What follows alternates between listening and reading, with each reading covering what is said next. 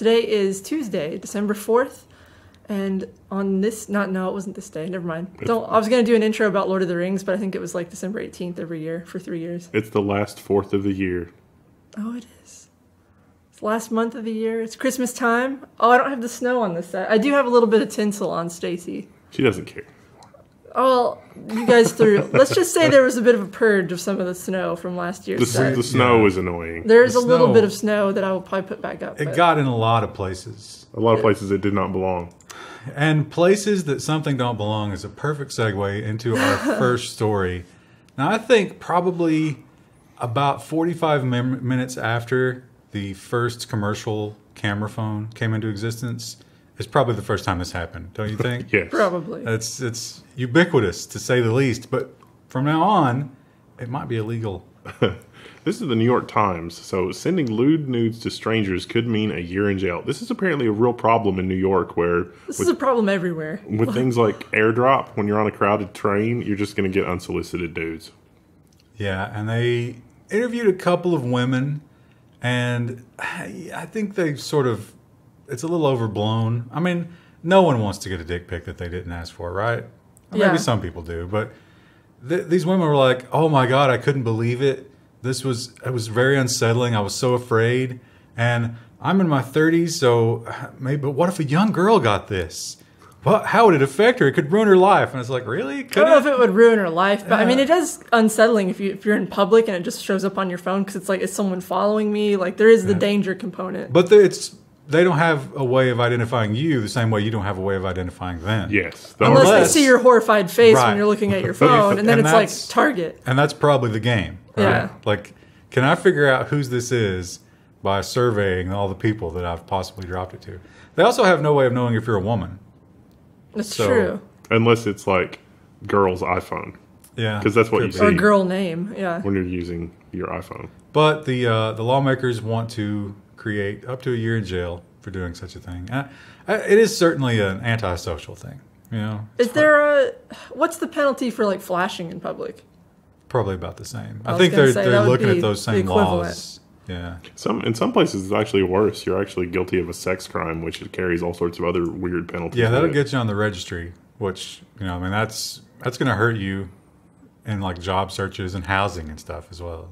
How important the registry is, I think, has been diluted by stuff like that, because it's like it's gone from, you know, a list of abhorrent monsters to a drunk person peeing in public. But let's just say there are some resources online, and whenever I look at apartments, I always look at it. The sex offender, there's like a map, but they actually sort by like level of crime. Like the red dots are people who did stuff against children. Green is like, you know, drunk in public or something like that and flash someone. That's good. Not every Yellow, jurisdiction has that, like New York. Yeah. But, yeah, just don't do that. How about, you know? Just don't airdrop your nudes to people. I wonder there's probably some kind of psychosis, but do you think that some guys actually operate on some kind of fantasy where it's like, once she sees this, she won't be able to resist? Well, I have a feeling that a lot of the people that watch our show will be able to leave a comment about that. Well, having been flashed before, unfortunately, it's more of the shock value. You have to not respond when that happens. That's the game, because then once you responded, then it's like, oh, that's what they get off on. Well, don't you think a better thing to do? I mean, you'd have to like really be expecting it, because like you say, it's shocking. But if you could think quickly, you could be like, oh, how adorable. Or just oh my God, it's like a little bird. It's crazy though, because this starts when you're young though. Like I remember the first time I was probably like 13 or 14 years old, and it's just like, why should someone have to deal with that? That's not okay, Timmy. Yeah. That's not okay. And speaking of antisocial things, the Trump administration, or I guess Trump himself. He's a social person. He's all over Twitter. Well, yeah, and he does have a lot of people who like him for some reason. Yeah. But one person who would not be counted among those people, the Chinese president, Xi. And so Trump is threatening, or did threaten when this article came out, 10% tariffs on iPhones. Now, up until now, Apple has been excluded from all the tariffs because of their size and power. But Trump, he was pushing the envelope, and he said, we might do it to Apple. Yeah. Trump suggests the U.S. could slap 10% tariffs on iPhones and laptops imported from China. And He also said it's highly unlikely that he would delay an increase in tariffs from 10% to 25% on January 1st, just 4 days before a summit with Chinese President Xi. So get your technology in before Christmas, because that's going to be the end of it. But hang on. The summit happened already. Yeah. And it turned out they shook hands. They agreed no new tariffs before January 1st and a 90-day freeze on all existing tariffs. Okay, so they did delay it. Just for the holidays. Maybe. Now, peace on earth. I think they could change their mind about that. I don't know how binding it is. Well, but for now. I saw that the Chinese President Xi said that he would be open to a Qualcomm NXP merger, but it was from what I understood, that he sort of realized that the 25% was still coming, but maybe not. So I don't know. He didn't seem to think that the 25% thing was really canceled, although maybe it is frozen. We don't know. Speaking of bad news for everybody's favorite fruit-branded company, Apple may get a little Supreme Court case in the future. The Supreme Court could rule against Apple in the App Store antitrust case, say early reports. So things have actually not gone well for Apple in a few past cases, but this is more about the royalties that Apple charges. It's like basically it's our way or the highway, and that 30% is rubbing a lot of developers the wrong way. Yeah, so they're looking to do like a class action type thing. It's already, I think they ruled for Apple in the lower courts, and it's been appealed up. So it's hit the Supreme Court, and it's not guaranteed yet, but the Supreme Court has not thrown it out yet, which means they probably are going to take it. So eventually, maybe sometime in 2019, we might have a ruling, and we might get App Store competitors. Can you imagine? It would be cool if you could load third-party app stores on Apple devices. That would be pretty fun. Well, the government, not just our government. It seems all governments. I mean, you think about... They're after the side gates. The EU, UK, definitely Australia, China, forget about it, Japan, and the US, they all hate encryption. And they will go for a long way to break it. But how far will they go? Well, we might be able to find out pretty soon. Yeah, the DOJ made secret arguments to break crypto, and now the ACLU wants to make them public. So there was this case about the gang violence in Facebook, and so the DOJ made some arguments about why it should be allowed to intercept Facebook Messenger communication, which is encrypted, but the judge's reasoning and the DOJ's argument were sealed, which is probably a smoking gun. It's probably like, well, we're already forcing some sort of Orwellian situation over here, so this should be okay, right? That's probably what it's going to be. Yeah, they won't release that, but the ACLU is trying to sue, so we can at least see what their arguments were when it came to that kind of thing. It's always bad when basic things like that are done in the dark. I mean, sunlight is the best disinfectant, so you can bet that anytime that the government wants to keep this kind of thing in the dark, wherever on the globe your government is located, they're probably doing something most of the population would not agree with. It's so funny that MS-13 has become this sort of like battleground. You know, like whenever it's sort of like, oh, think of the children. So the right-wingers use MS-13 as the ultimate boogeyman.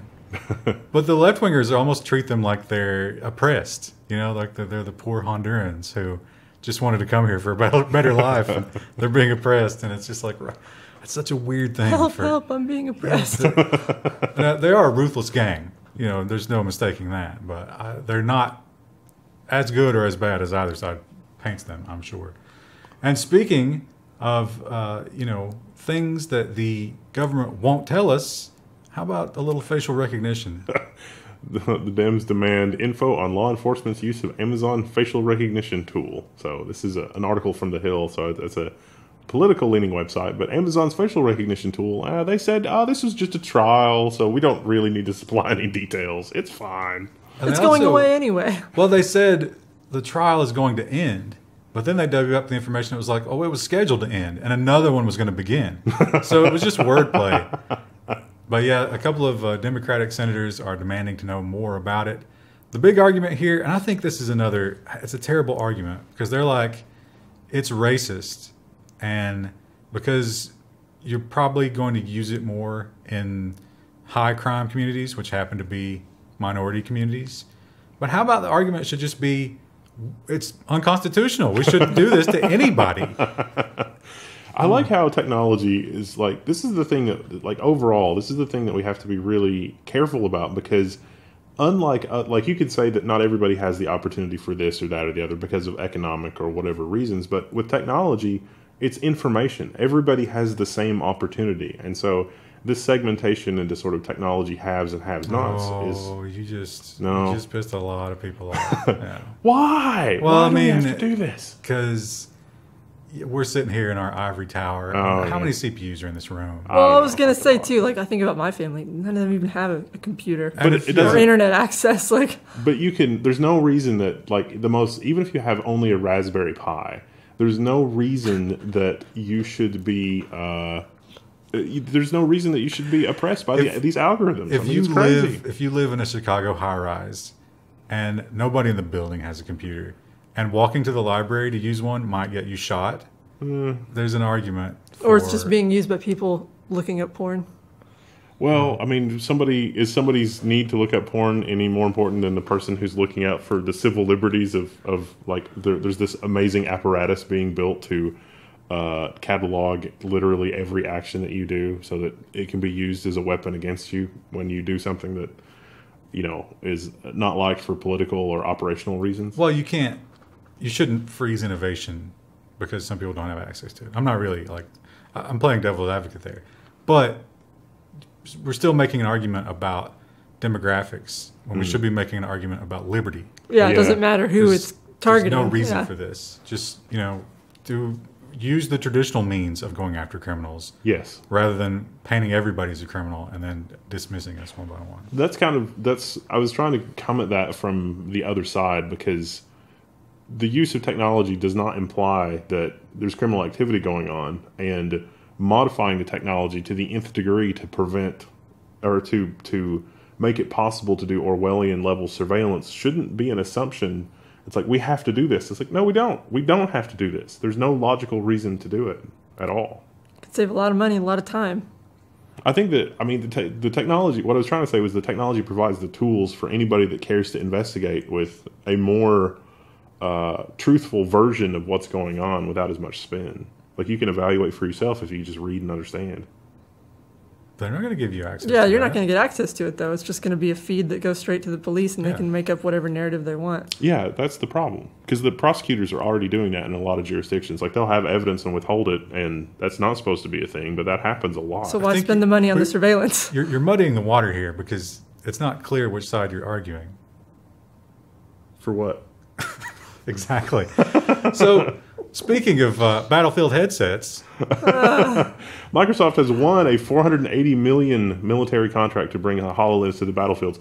My favorite thing from this article are some of the quotes from the military people, because they're like, the field of view is not great, and this is a prototype. We don't really think this actually works all that great, but it shows promise for the future, which is why we're doing this. And they're picking up, I think, over 2,000 headsets right now, but the possibility is they could order more than 100,000. Yeah, 2,500 to start with. Now, this thing has a cool list of features, okay? Thermal imaging, super useful. Low light infrared, of course, we've already got that, but in the same package.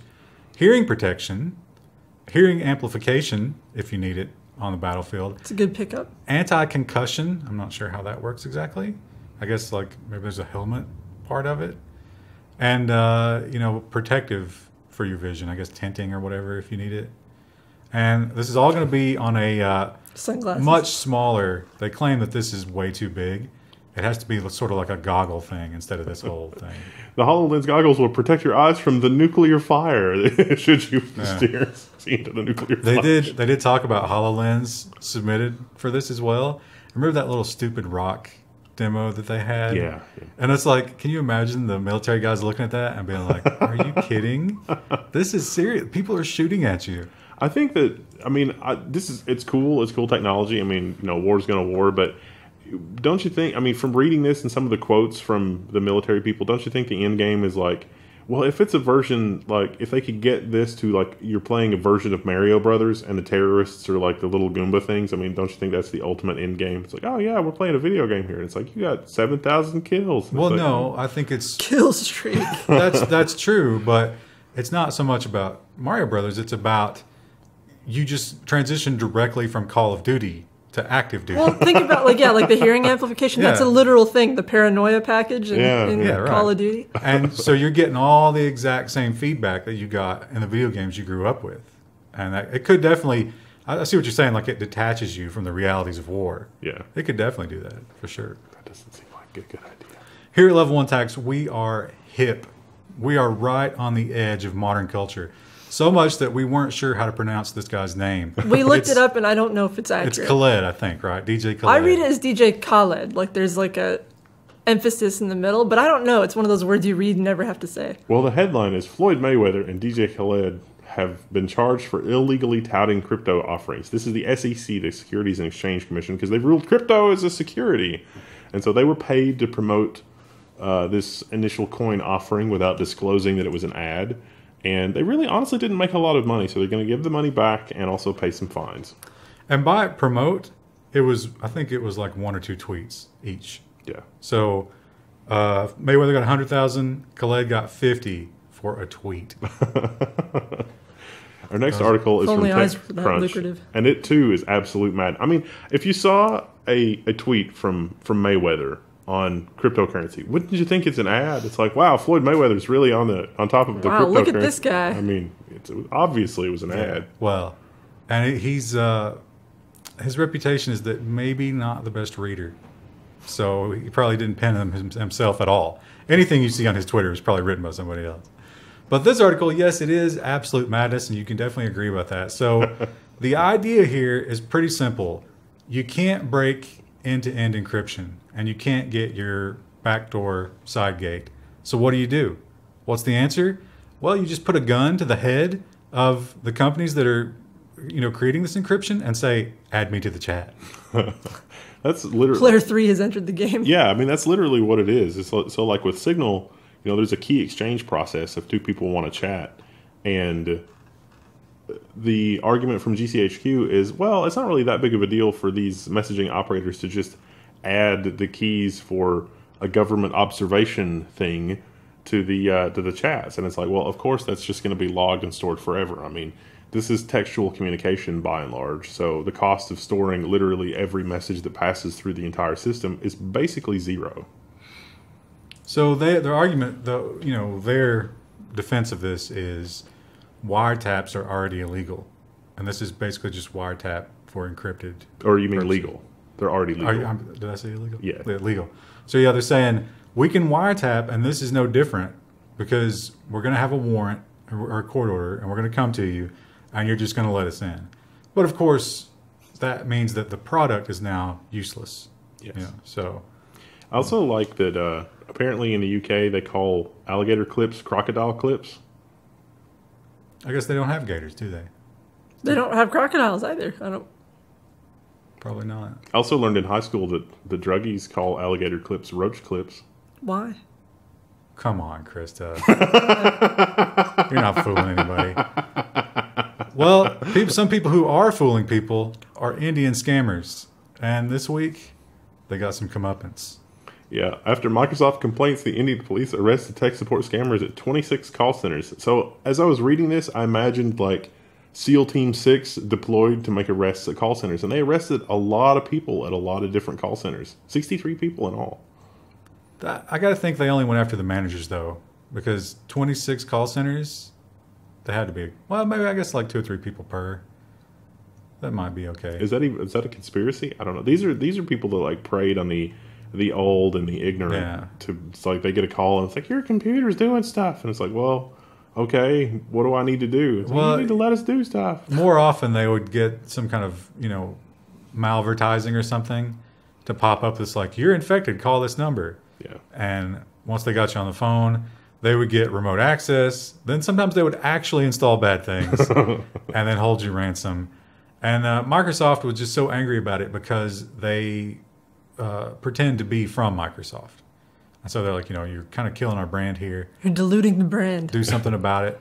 And the Indian government was like, okay, bro. There are a lot of really funny videos on YouTube where smart people have messed with those scammers. There are people on Twitch who do that's their whole Twitch stream. I've seen that guy. And it's so easy to get into these guys that there's a never-ending amount of material for them. They called my mom's home number once, and I was like, what OS am I running? And he was like, I was like, great, see you, bye.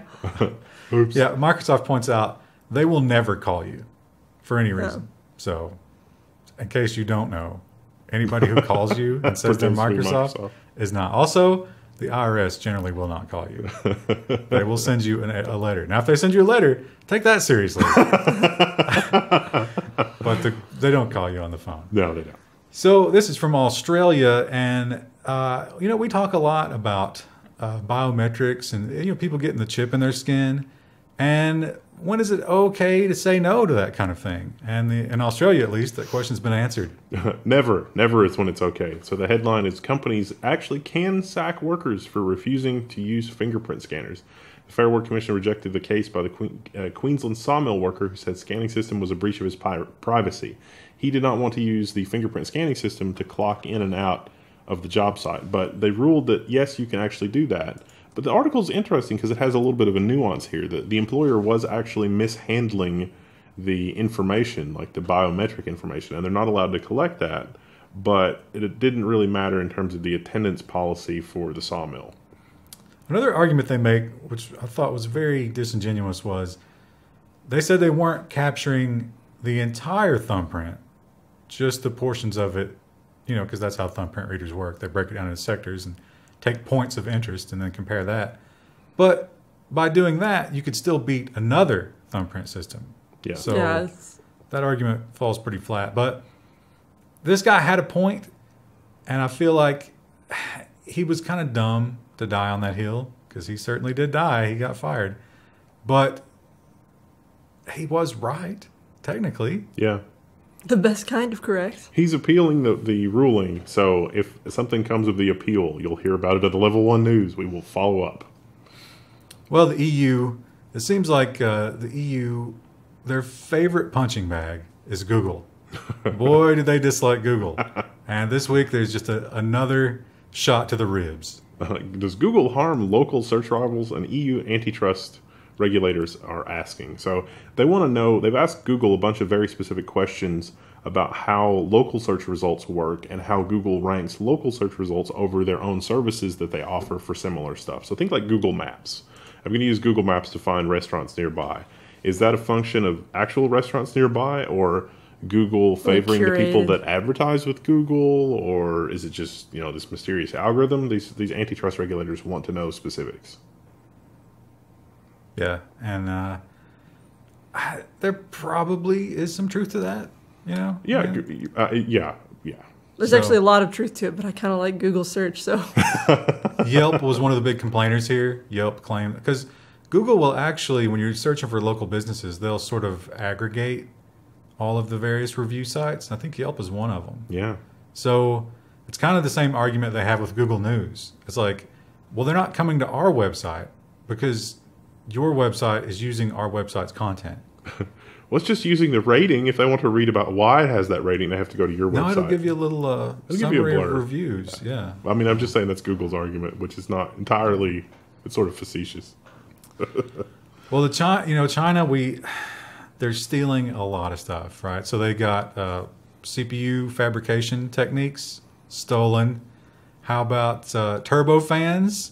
Stolen. Windmill designs. Self-driving technology stolen, but this time they've gone too far.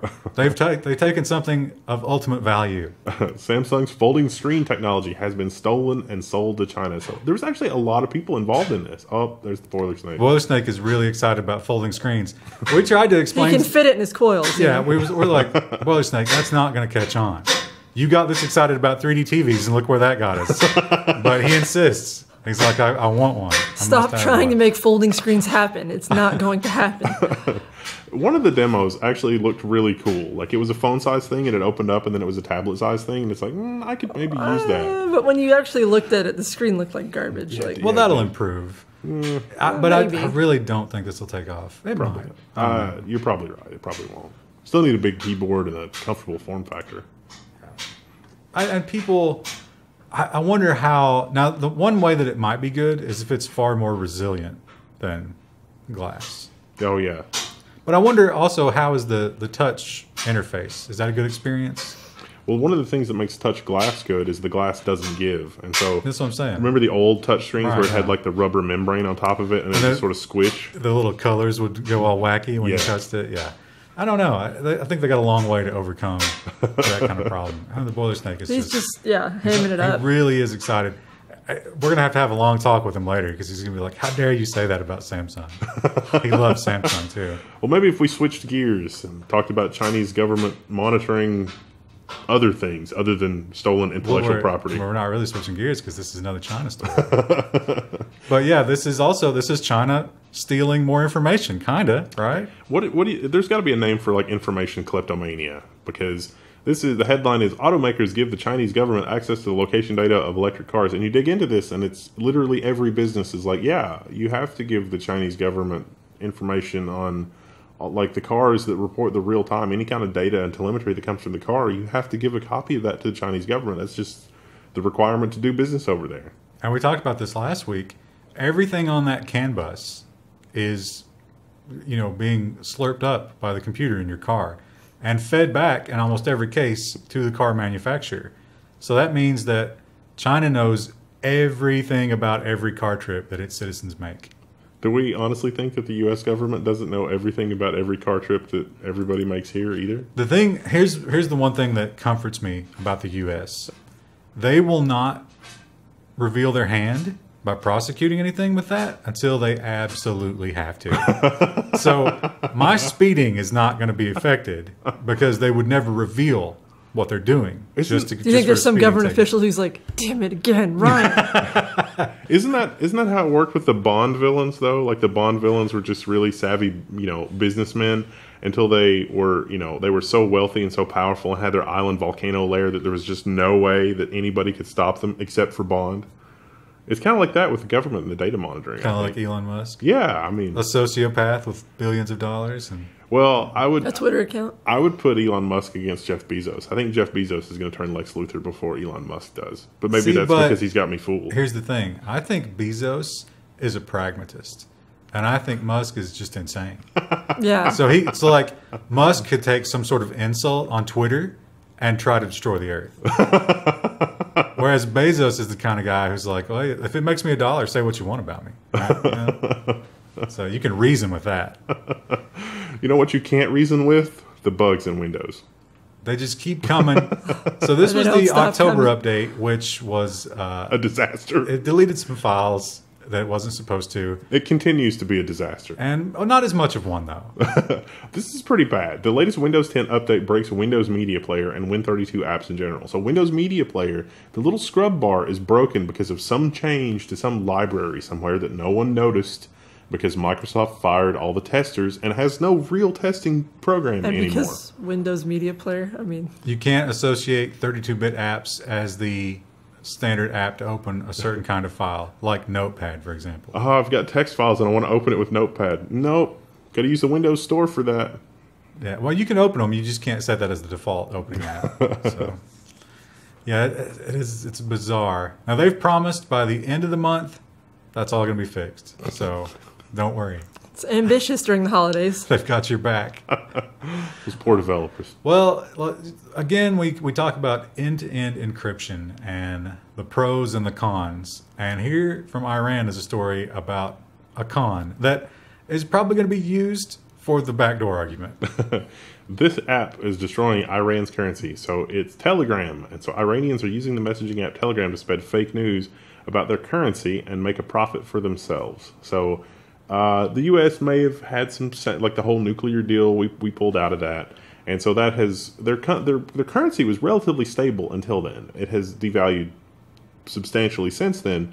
And so all these messages are like, oh my gosh, this thing happened and now our currency is worthless. And more people are buying into that because it's probably going to happen eventually. It just hasn't really happened yet. Yeah, I mean, it's happened a little bit. Well, it happened enough. Like 200%. It set that fear in. Yeah. And so what these guys are doing, they create these channels, and you can sort of subscribe to the channel. And it's still end-to-end encryption, but it's sort of a mass broadcast that you opt into. So they're getting on there, and they're fear-mongering, and these are the people selling the dollars.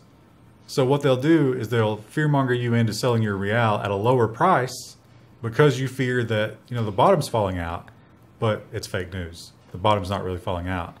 And then... But it is helping it's helping accelerate the bottom fallout because it's so widespread. And the government doesn't know what to do about it. So, yeah, just... it's those Western devils, I guess, again. I mean, it's in that environment, you want to diversify. Yeah. Get some dollars, get some gold, get some real estate. You don't want one of anything because you never know what's going to happen. Get some cows, camels, whatever. A little bit of everything. You could buy some Dell computers, but you better be careful. Use a gift card. You're going to build Noah's Ark of financial planning, but that's not that was probably insensitive. What? Dell announces a security breach. Company says it's detected an intrusion at the start of the month, but financial data was not exposed. Just everything else. It's probably not a complete breach, but Dell customer records, so like your name and address and probably what you bought, but they're not really talking about it, which is disconcerting. Yeah. Very, very light on details. I think they still are not sure. So they've actually said, we can't guarantee they got anything out, but they might have. So what does that tell you? It tells you nothing. They have apparently contacted people who might be affected. So Womp womp. you got an email from Dell. That might be real. Might not be a scam. So. I hate it when those emails come and it's like, this looks like a scam, but it might be legit. I hate it when they do that on purpose. It's like, let's put a lot of images and a lot of flowery stuff that'll flag it. Yeah, and it's like, this doesn't look legit. Well, another thing that might not look legit are some malvertising that you're going to see on iOS recently. ZDNet has this article about U.S. iOS users were targeted by a massive malvertising campaign, and it was deployed via an ad network, but it could take over your browsing session. So the scammers were able to place ads on a well-respected ad network, which meant that a lot of major sites were carrying these malicious ads. And so, like, these ads look like they're from Amazon or whatever. They're not. You've won. Pro tip, Amazon does not give out $1,000 gift cards. Ever. Just doesn't happen. Don't fall for it. But what if this one time it was true for me? No. What if? Definitely, what if, they're never going to do it. They don't need to. Jeff Bezos would shoot himself in the foot before he gave you a $1,000 gift card for free. He won't even give those hardworking factory workers $1 an hour raise. He won't even let them pee. He's certainly not going to do anything for you. And another place that's not going to do anything for you is Marriott, except for lose your data. It's not just Marriott. It's a lot of places, but the TechCrunch headline is Marriott says 500 million Starwood guest records have been stolen in a massive data breach. This data breach might be one of the worst that we have ever covered on the Level 1 news. The assailant apparently had access to this entire system since 2014. And they probably got the financial details and the credit card details. That was encrypted, but they were so deep in the system, they probably also got the decryption keys. And they've been in there forever, just monitoring the system, poking around, doing some little system administration on the side for Marriott, I guess. They only recently got them out of the network. It was pretty much, they were so deep, it was pretty much impossible to remove them from the network. Seems like hotels are really bad about getting hacked. Astonishingly bad. I think it's probably that they just don't care. Do anything about the security. Yeah. Because all of those places are sort of like their own little... Yep. Are those franchised? Not exactly, but like the Starwood preferred guest thing, a lot of hotels participate in that. I thought Marriott is a franchise. Well, Marriott. No, but I'm saying, do you pay a licensing fee and run your own, or are they? I think you have to pay a licensing fee for the Starwood thing, but it gives you a lot of perks as a. But I'm saying, owner. as an individual owner, you're responsible for your cybersecurity. So there's probably a lot of honestly, that's probably a large part of the problem because the hotel owners are like, these people are responsible, and those people are like, no, you're responsible. Yeah, and they're cutting all the corners they can. Yeah, because they're both of them are trying to make profit. So it's, here comes the industry regulation. Woo! Well, I'm sure it's heavily regulated, but we just don't have the information laws. You want to enforce it or care? I wonder if GDPR covers hotels. I bet it does. For the international people. Oh, actually, no, that article mentioned because it happened now. It started in 2014, but because it's happening now, they might go for the 4% thing. Yeah. They could get crushed by this. 4%, not of what was leaked, of everything, of their income. Any of you Euros come to the U.S. on a vacation, it's going to be an exciting time for you. Come visit beautiful Kentucky. No, don't. We have bourbon, horse farms, and hiking. We don't need tourists. There's enough traffic. Well, we talked about, lately we've been talking more and more about Linux malware. It seems to be catching on, especially in the server space. Now, this one's not really OS specific, but you got to think most of the web servers running this were Linux. This is a JavaScript malware. Yeah, JavaScript malware. This is amazing. So the malware was snuck in, and it was a package managed by Node, like the Node package manager thing. And this was just a library. Like they updated it once to sort of introduce some, let's say, vulnerable functions, and then there was a second update that was sort of a second stage payload. But this was actually a really sophisticated attack. The attackers knew that a company that maintains a cryptocurrency wallet software. It was Copay? Copay.com? Copay was the website that... Well, they infected a bunch of... So they targeted an ad network, but they knew that Copay was on that ad network. So the malvertising, they knew it was going to go to Copay, so they targeted the Copay's wallets. So they had to get a weakness into the Copay software to make it exploitable from the ads. I think. No, the ad ran the library, yep, which ran the malware, which collected the wallet. Which collected the keys for the wallet. Yeah. So it was a fairly elaborate. Yeah, and you had to know a lot of the moving parts. Yeah. To see it, you had to know that they were running this library. You had to know that they were on this ad network. Then you had to infiltrate every part of that. And know that they weren't auditing the code because no one ever audits the code.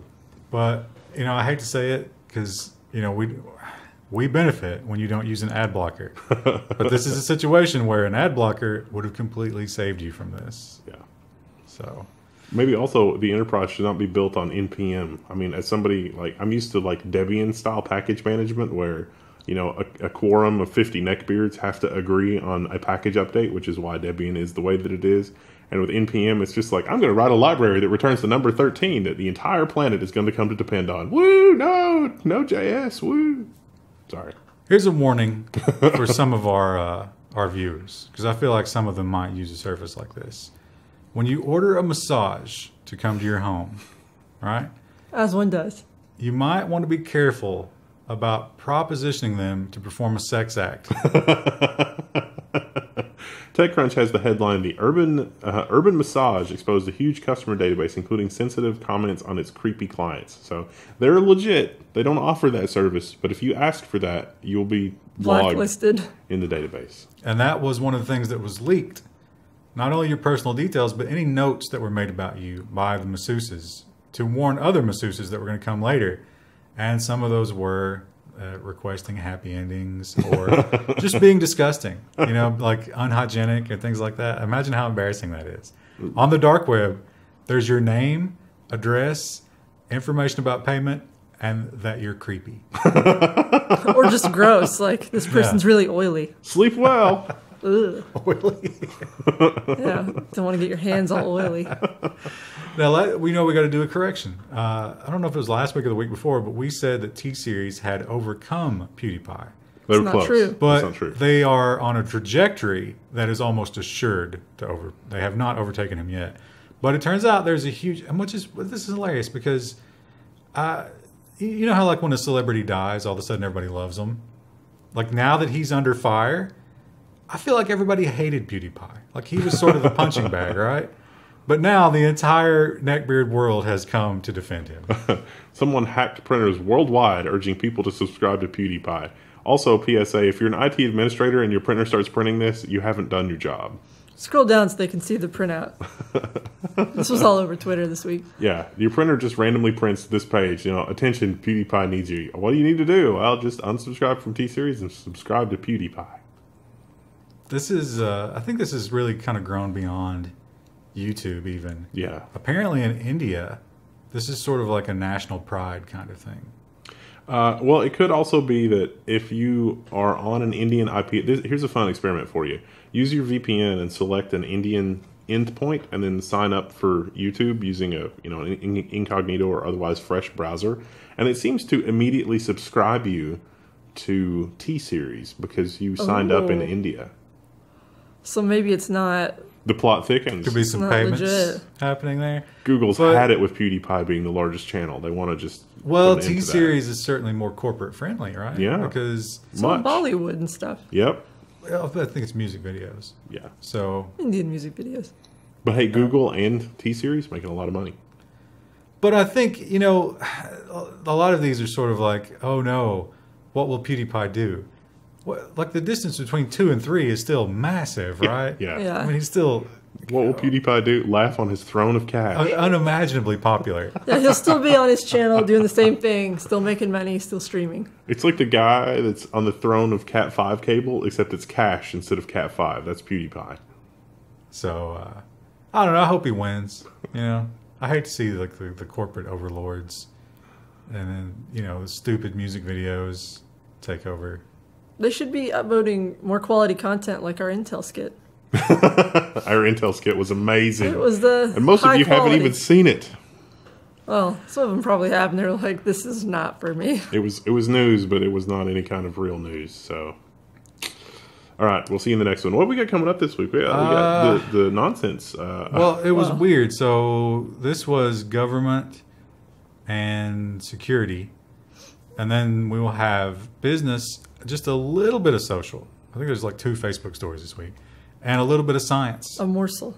And then on Friday we will have robots, which is we usually don't have robots as a standalone, and everybody's favorite nonsense. Woo! Merry Christmas. Not yet. It's not time for that. Bye. Today is Wednesday, December 5th, and we're here at the Level 1 News to tell you about things hopefully you don't already know about. Business news, a little bit of social, and just a touch of science. I like when we have science stories. Yeah, I do Usually too. we don't have, they're not great science stories. It's almost like science takes time to develop. Well, And it's not something you have a weekly story about. I don't like to go for the really obscure ones. You know, they got to be somewhat normie to put them in there. Normie science. Yeah. But first, let's talk about something that everybody can agree on, which is that Comcast is terrible. Ars Technica has this article. Comcast raises cable TV bills again, even if you're under contract. Comcast is really quick to point out that, hey, the broadcast TV fees are technically not under contract, and we can raise those whenever we damn well please, so we are. But this, we talked last week, I think it was last week, about the lawsuit, because these are the fees that they don't list when they tell you the price of your service. These are the sports fees and the broadcast TV fees. So they're technically like, you know, industry fees, right? And it's kind of like when you buy a car and it's like, oh, hang on, there's a dealer fee and a destination fee and taxes. And taxes on cars are a lot of money, but we don't tell you about that in the price of the So car. expensive. Yeah, so It's like $5 the bill's going up, which is a lot. yeah. And again, if your bill is $30 a month, Comcast is saying, no, your bill is still $30 a month plus 10. But that's 40. No. But we don't It's talk 30. about that 10, and we never have. So why should we talk about it now? Now, remember, the FCC has said that these are not really things that they have to charge. They just are. Well, I think the sport one, this is actually different per Franchise market. per market, because you might not have as many sports in your market. But again, it's their choice to broadcast those sports. They make the deals with the sporting leagues.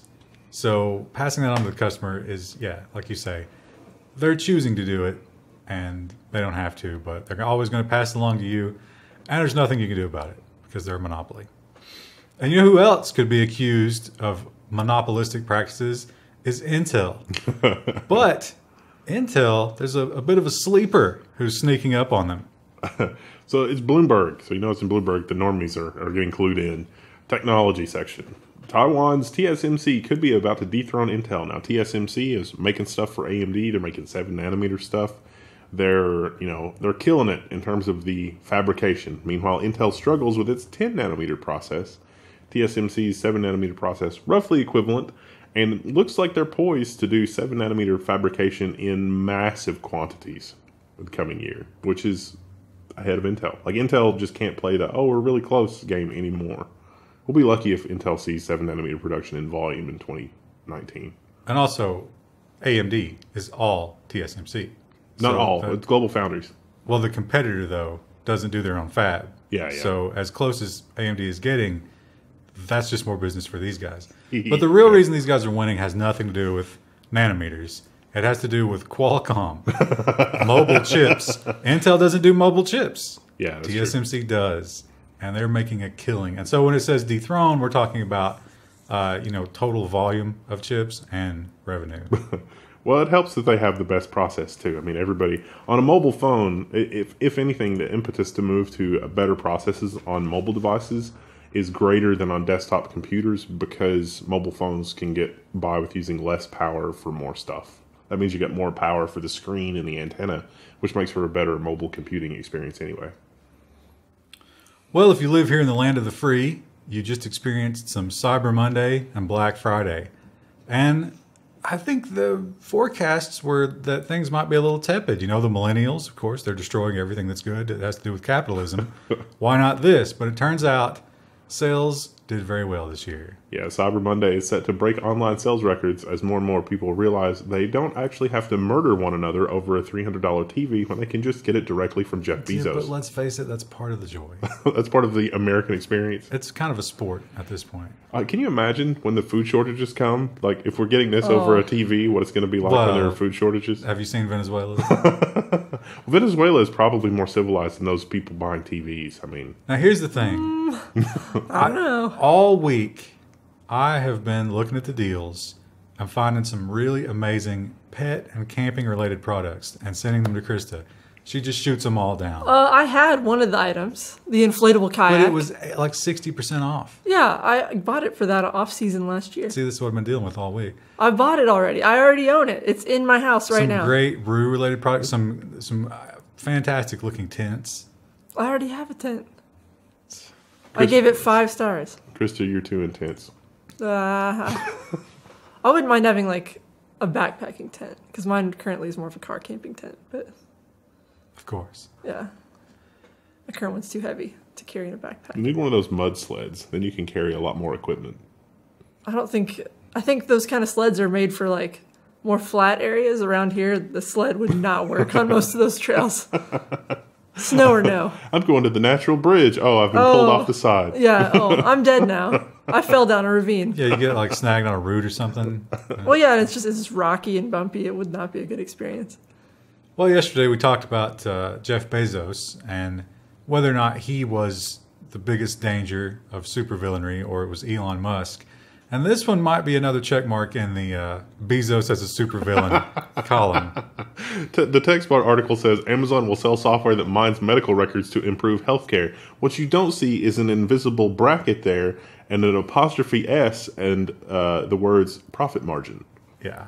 So they're kind of selling this as Big pharma. We're going to mine your medical data to make you healthier.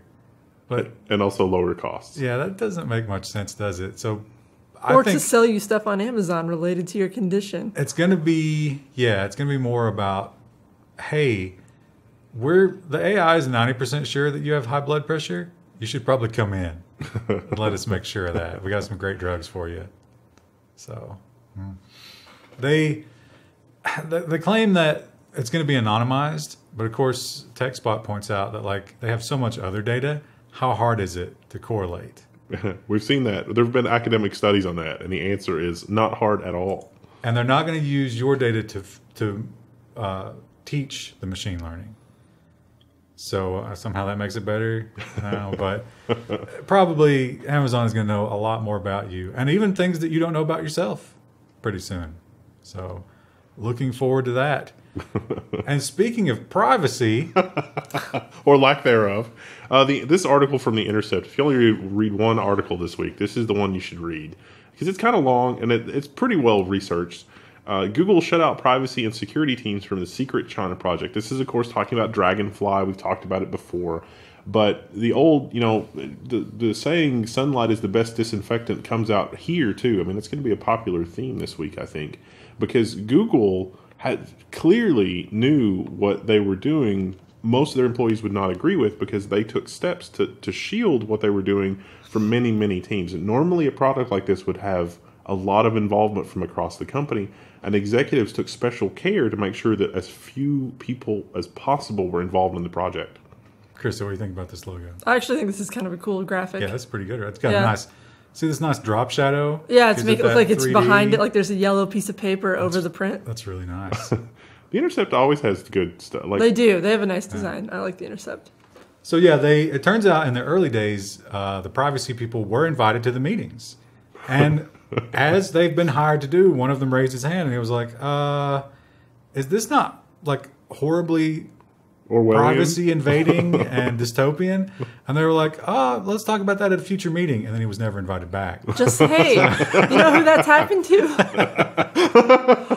It's funny because that has actually happened to Krista. Hey, I need you to come in here and give your input about this design. Gives input. You can't come back. Yeah, it's like, remember when the client said this, this, and this? And they're like, no, we want to, no.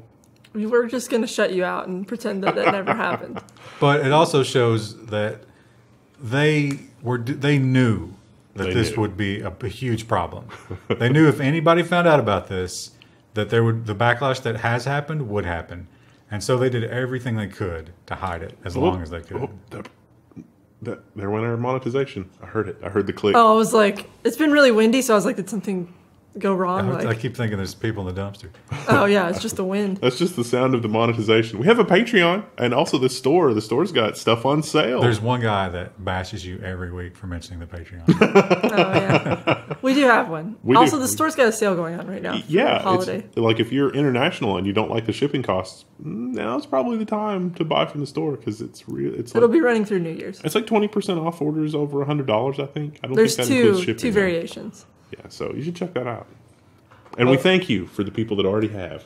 Last week, I don't know if it was last week or the week before, we talked about the multi-factor hardware authentication that Microsoft was rolling out. And good job, Microsoft. How that's a great thing. You know, it's better that passwords obviously aren't secure. You can't lose your hardware key to the dark web, so that's nice. But one of the things about that is that the authentication server has to function 24/7. And ZDNet has this article, Microsoft's multi-factor authentication service goes down for the second week in a row. Microsoft's Azure Active Directory multi-factor authentication service outage is causing problems for a number of Office 365 users.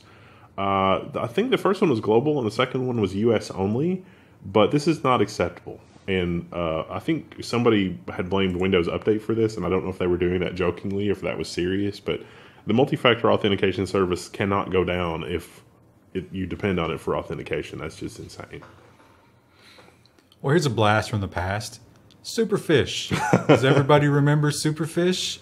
Well, how long ago was that? It's been years. That's been a long time 2014. ago. And we're just now getting to the end, and boy, did they have to pay a fine. Not really, though. So Superfish came on Lenovo laptops, and the Softpedia headline is Lenovo has been ordered to pay $7.3 million in settlement for installing adware on 800,000 notebooks.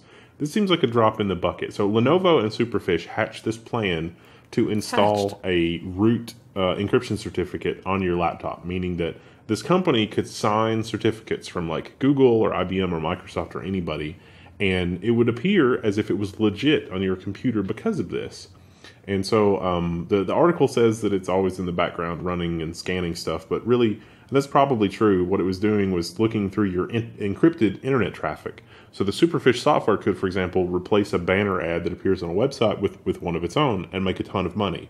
So I don't think $7.3 million is enough for this level of Well, let's do a little math. Egregious abuse. 800,000 notebooks. I would say average between $800 and $1,000, right? Yeah. So let's just make the math easy. Let's say 1,000. That's $80 million. And let's say they made 1% of that by selling the data, right? Yeah. That's about $8 million. So Lenovo netted $0.7 million. Yeah, and they probably made a lot more than that. I mean, Yeah, probably. That's not even counting the profit from the notebooks. So yeah. Real gentle, more of a caress than a slap on the wrist, I think. You know? A caress of the wrist. Yeah, pretty much. Well, we've been talking about SpaceX and all of the private companies shooting things into space, and they're shooting all these tiny little satellites. So when you get a satellite launched into space, you have to communicate with it, right? How are you going to do that? You don't have a station to communicate with your satellite. You don't know. You're just a pleb. But there's good news. Bezos, the The corporate overlord has your back. Amazon is launching a pay-as-you-go cloud computing in space. This is Finally. they're launching pay-as-you-go ground computing station, which can communicate with your satellite. So you can pay-as-you-go rent space or rent time to communicate with your satellite in orbit. Which is pretty cool. That is kind of cool. I mean, that's good for like student projects and university projects. Like now, a university that launches a satellite, it can do more than just beep on ham radio frequencies. And it's sort of a timeshare. And I think they're going to build 10 of these things. And if it's super popular, they'll just keep building more. So, now, I can't figure out why our next story is not in the nonsense section, but we'll roll with it. Well, it was businessy. It is a business. Now, this article is only about the lawsuit, but I figure we'll just cover talk about everything we can because there's so much things to talk about when it comes to Fallout 76. The Game Informer headline is Bethesda is facing possible class action lawsuit over Fallout 76. Not because it's that bad, but because they're terrible as a company. Well, this one is about it being buggy. Yeah, I think it is that bad. Oh, I thought this one was about the nylon bag. No, this has nothing to do with the nylon bag. This is just about the fact that some people can't even log in, and it doesn't deliver on anything that was promised. No, and it's unplayable in some cases, and it was just really bad. Guess who's been playing it all weekend? I played it for 3 hours in total this weekend. So, how many hours did you have in Parkitect? 4. I think 4 or 5. Architect is a much better game. Yeah, it is. It's way better. See, I didn't run into any bugs with it so far. I knew that, especially when I found out she'd never played Roller Coaster Tycoon. Yeah. I knew that was going to, really I set my park with unlimited money so I could just make it as pretty as I wanted. Which is lame. Well, the Fallout 76, I mean, it's not. I've been playing it, and it has a lot of problems. The potential for it to be good is there, but it is like the best like 2-line description that I could give you is that it's just a half effort. Literally everything is a half effort. Well, that's kind of what the argument these guys made is that it's not worth the money, and it was just very poor shortcuts were taken, and of course that leads into the bag drama, which is false advertising, I think. It was false. They said that it was going to be like a canvas bag, came as part of the collector's edition. A few streamers, they sent a really nice collection, and it's like this really amazing looking cloth backpack. It looks like like an army issue backpack kind of a thing. But the actual $200 bag that you get is nylon, and if you complain, they're like, take $5 in cosmetics in the game as compensation. 500 atoms. Which is $5. Yeah. The response, the guy that emailed them was like, hey, this seems like false advertising. What are you going to do about it? And the literal response from Bethesda was, we don't plan to do anything about it. We don't What care. are you going to do about it? Yeah. And so, they didn't say that part. But if I went on Amazon as a third-party seller and I listed canvas bags and I sent out nylon bags, I would get crucified. Yeah, you'd be tanked. Jeff Bezos will literally dispatch a helicopter full of jackbooted thugs to beat the crap out of you. And he'd be in a basement layer somewhere under one of the Amazon HQs, and he would just be tasing your balls for hours. Because he's not going to let you sully the name of Amazon, but apparently Bethesda doesn't care. So the internet, of course, is outraged and speaking out against it, but I think they'll still make money. Does anybody other than Bethesda own any interest in the Fallout intellectual property? Because if they do, they've got one hell of a lawsuit on their hands. Wasn't there like some sort of pop-up on, I can't remember what site. It might have been the studio that made New Vegas. And it was something that was Fallout themed, and it was like waiting for end of month or something like that. I don't know. I saw that the other day. I don't know. Well, they're the only other company that's ever done a Fallout, right? In the recent age. And New Vegas is considered the best one. Yeah, maybe they're going to try and take over the mess.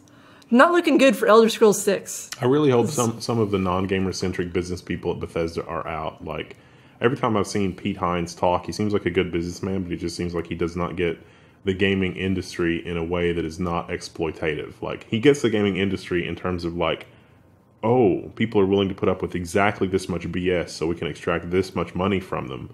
But people have generally had enough, so his time has gone. But I think that's every big game company now. Yeah. There's nobody who's not getting on board. It's like the Diablo thing. Yeah. They know You all what they're have phones, doing. don't you? They weren't nearly as surprised by that as they've made out. Yeah. They knew what was going to happen, but they also know they're going to make a ton of money. I think it is a little bit like, I don't think that they knew that the backlash was going to be that bad, because they were just like, let's take this Chinese pay to win game and put some Diablo assets on it and call it a day. It's going to make money. And we're already not even talking about it. We're talking about Fallout now. You count on somebody screwing up worse than you the next week, and it almost always comes true. So, Yeah. fine. Well, speaking of screwing up, and this one, we talked about Bezos and how powerful he is, but maybe he made a little bit of a mistake here, but I don't think this was a mistake at all. I think this was another one of those planned, oops. The Wall Street Journal has new parents complain that Amazon Baby-Registry ads are deceptive. Unwanted gifts arrive after friends click on promotions tucked away into wish lists. I don't know if they show a picture of it here. Oh, read we got a the paywall. full story. But I did see a screenshot of this, and it looks like the damning thing to me. So you do a baby registry, which is stupid, but it's like, oh, That look makes at sense me. for a firstborn. I've made a terrible mistake. Give me things for free. And you can go in there. It's like a wedding registry, and you pick things that you want on Amazon, and then people can come in and buy them for you, and you can actually put in a quantity. Right? It's like, oh, these boxes of diapers, I would like 20 of these instead of just one. And the pretend ads in there have 0 of 1, as if you actually selected them. Like, that's the most damning part. Some poor UI or dark UI. Well, I don't think it's a mistake. I mean, how would that be a mistake? But it is right there in your list, but it does have a little tiny promoted under it. How did Ron Popeil's Juice-O-Matic Juice Tiger get in my wish list? That wasn't something I put there. A diaper genie. So this lady actually got 2 of something that she didn't want. And when she looked into it, she found this out. And then they actually interviewed the woman who bought one of the things, and she was like, I don't know. I just clicked it. It was there. So be careful. If you're Bezos is brilliant. Yeah, if you're buying baby registry stuff. I'm sure it'll happen on wedding registries too. I'm sure it's the same tech. I'd say every kind of wish list that's public has that. Yeah. That's also a brilliant way to exploit a situation where, like, you're going to get free stuff. Are you really going to, like, complain that, you got something that wasn't on your registry? It's kind of tacky to be like, oh, Deborah, great. I didn't even ask for this. Well, it could be, what if you're having like a girl and then it's like boy themed things maybe. That's the only way I could see it being kind of. These were, I think, gender neutral. Or if it was like, my baby's going to be a preemie and then you get like extra large baby clothes or something. I don't know. I don't know. There's probably a scenario where that would be annoying. You're going to have a thalidomide baby and you get jumpers with 2 arms and 2 legs. It's like, Amazon doesn't understand me. Speaking of situations like that, the FTC is going to investigate loot boxes. Yeah, so I don't know that they're definitely going to.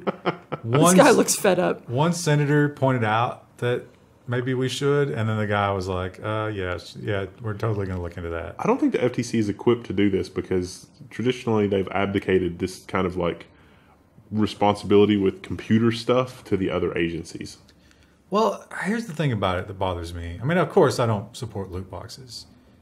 Who does? Does anybody really love loot boxes? No. I have a friend who buys Overwatch loot boxes. But do they, It's like, why? Is the friend you? No, I don't. no, I have 200 I don't even open. She doesn't open them. She hoards them. I don't even care anymore because it's like, whatever, I'm just here to play the game. But here's the thing about it. The big argument here is children. Got to protect the children. But children can't get a hold of a credit card unless someone gives it to them. So, like, just don't give your kids your credit card. Problem Or keep solved. your purse hidden away if you're worried they're going to go in there and get it. Like, The loot boxes thing was kind of a problem with Apple things, though, because of the in-app purchases, because you could actually make purchases without the credit card. But Apple's added a lot of parental controls since then. Yeah, well, okay. I'm going to just take you a step further. Don't give your kid an iPhone. This is until they understand what it is that they're doing. Yeah, that's probably even after, because if this is, the argument is this is an addiction thing that targets children who are susceptible to that kind of thing. But they have to learn the repercussions. But let's understand that children are stupid, and they can fall prey to these horrible things on the internet. You know what else is on the internet? Child abductors. You have to be involved. You can't. This is not. Children are not a fire and forget kind of thing. You have to deal with forget. them. Just pop it out. Yeah, poop out that baby. Just like and a then smart just forget missile. about 'em. Just hey, give me that epidural, and I'm not even going to look at it again for 18 years. Well, speaking of giant useless holes, Elon Musk. Gizmodo headline is Elon Musk's boring company cancels the Los Angeles tunnel following lawsuit. So the lawsuit was pretty interesting. There were some people in a high-end neighborhood, I think, that were going to have a tunnel way under them, and they complained that hey, this section of the tunnel is going to be built without an environmental impact study. And Elon Musk arranged with the state of California to be able to do that by doing the project in a piecemeal fashion. And so their lawsuit said, hey, you've got to have a comprehensive environmental study for the whole project instead of just this. And so Elon Musk said, all right, you know what? If you withdraw that claim, we're just going to not build the tunnel underneath you. And they were like, okay, great. Yeah. Well, they didn't disclose all the details of the settlement. I wonder if they might have got a couple of bucks out of him for that. Maybe.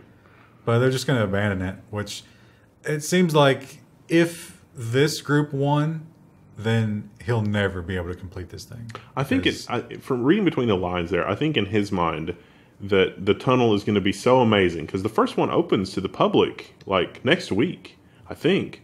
And I think in Elon Musk's mind that the tunnel is going to be so amazing, and when it opens, those people are going to be begging him to put the tunnel back in their neighborhood. Except, I mean, who wants the tunnel right under their house? Nobody, and they're not going to. And these are California hipsters, and there is no way.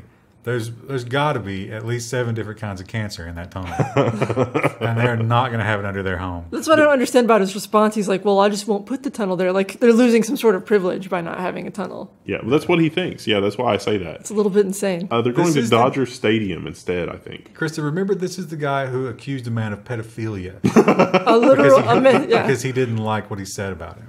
Because he wouldn't use his weird sub thing. That wouldn't have worked in that scenario, and he had no expertise on that cave. Yeah, I think what Wendell's saying is this is what's in his mind. It might be insane, but this is what's in his mind. That's the feel-good story of the year. Prepare to see that on every New Year's broadcast is the cave rescue, the Thai cave rescue. Oh yeah, we got to do the year-end wrap-up soon. Yeah. Oh yeah.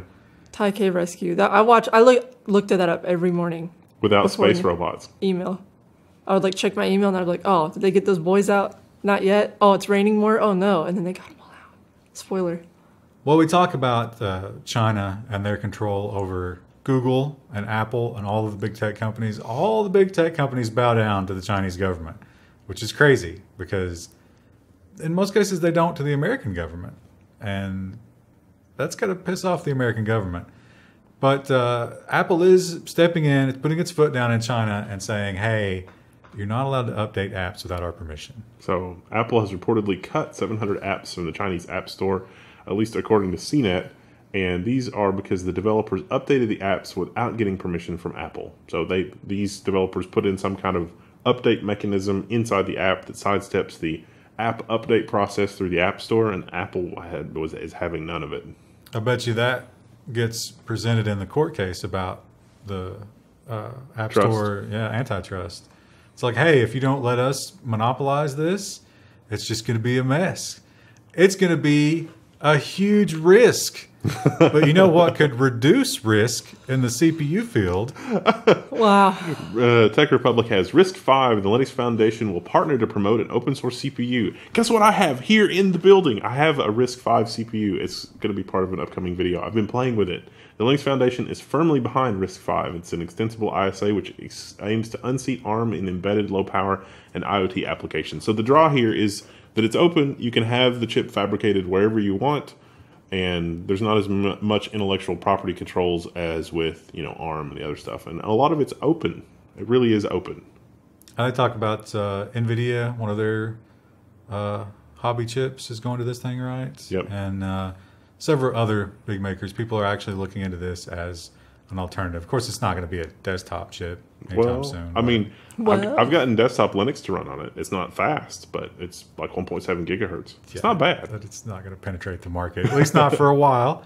But it's a cool thing. It's a cool idea.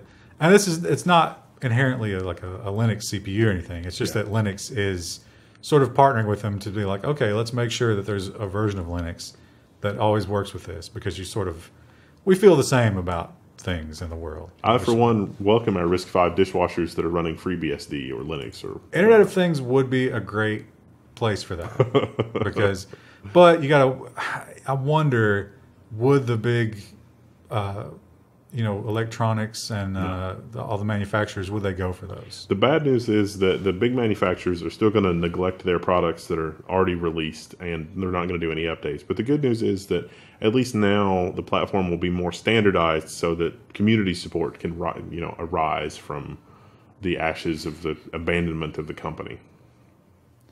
Well, the hot new trend that is yet to be seen if we will actually adopt it in the TV world. Of course, we had 3D TV, didn't work. 4K definitely caught on, but is the world ready for 8K? Stanley Kubrick's A Space Odyssey is going to help launch the first 8K TV channel, and that's because he insisted on using 70mm film instead of 35mm film when he filmed it, so you could actually get something approaching 8K resolution out of it. And also, My Fair Lady was another one. That was surprising. 8K, that is very surprising. 8K signals, 4 HDMI cables, and that doesn't include sound. Well, the special satellite uplink box is like another $1,700. The TVs debuted at like over $100,000, and now they're only like $15,000. But you need this funky satellite receiver that's like another $2,000 US, and the 4 HDMI cables to connect it also don't give you sound. You have to have another HDMI cable for sound. So it sounds like it's a really accessible, everyone should get one. If you're going to pay $15,000 for a TV, what's 4-5 gold-plated HDMI cables to you? You wipe your ass with that money. So that's another $40,000 if we get monster cables. On to social news, and again this week, social news is nothing but Facebook, but it's only 2 stories, so it's a morsel. Just deal with appetizer. It. Facebook is an important company in the terms of like, sure, we hate them, but actually, we shouldn't say that, because here's a little bit of a teaser. Coming up, maybe next week, is Level 1 hypocrisy news. Not going to say anything more about it. But Facebook, they've been known to be very left-leaning, and they've been criticized for being left-leaning. But for the second time, it seems like behind the scenes, that might not be true. Facebook quietly hired Republican strategy firm Targeted Victory. So this is really a little bit more information on a few things that we've already covered, and this article gives you a little bit of context about what was going on with the whole Cambridge Analytica thing and the whole negotiating thing in terms of like people's data and this kind of thing. This is a GOP linked. What was the name of the one from last week? I don't remember. But it was another PR firm. Right, yeah. Very right wing, it turns out. It was mentioned in here. Yeah, I'm trying to find it. But anyway, this is just another one that they found, and it seems like it might be a little bit of a veneer, the whole left wing thing. Like, because when they need to really find an effective PR firm, they're not at all afraid of going to the other side. Well, they just want to escape regulation. So it seems like they will, it's not left or right wing. It is literally just, we want to do what we would like to do, absent any interference, and any kind of consumer protection or anything like that be damned. But the left is well known for sort of an anti-corporate stance. Yeah. So that's fine in public, but when we need to get away with something, let's go to the people they're self-hating corporate overlords. Well, they hate us. They hate something, and it's mostly But again, we probably shouldn't crap on them too much.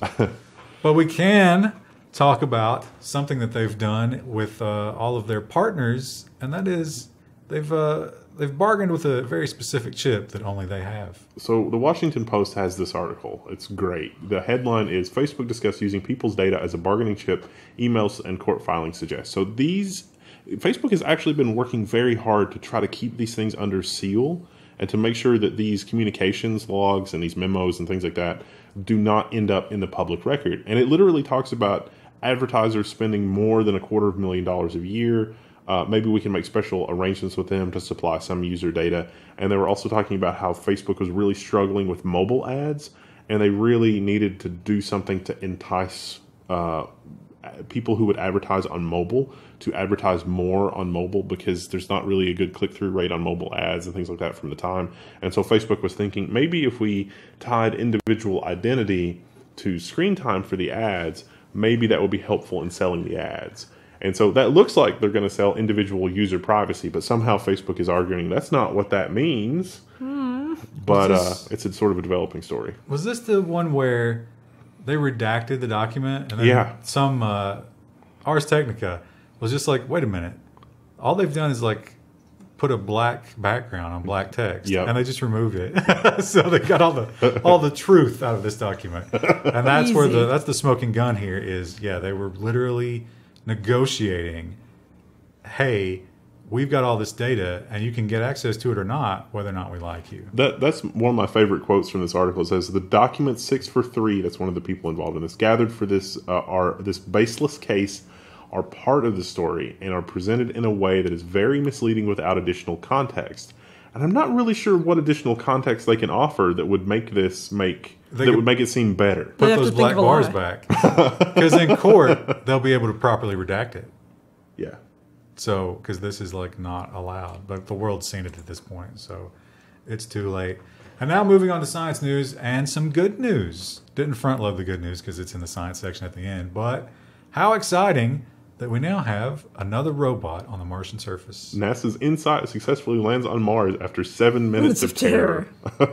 This is there were 2 CubeSats in orbit around Mars that were monitoring its descent, and all the math and everything worked out perfectly. It landed on Mars, soft landing. Everything is all systems go, which is exciting. That's like the 7th thing that we've landed on Mars successfully. We're getting pretty good at that. Can you ask? Were there any pictures of it?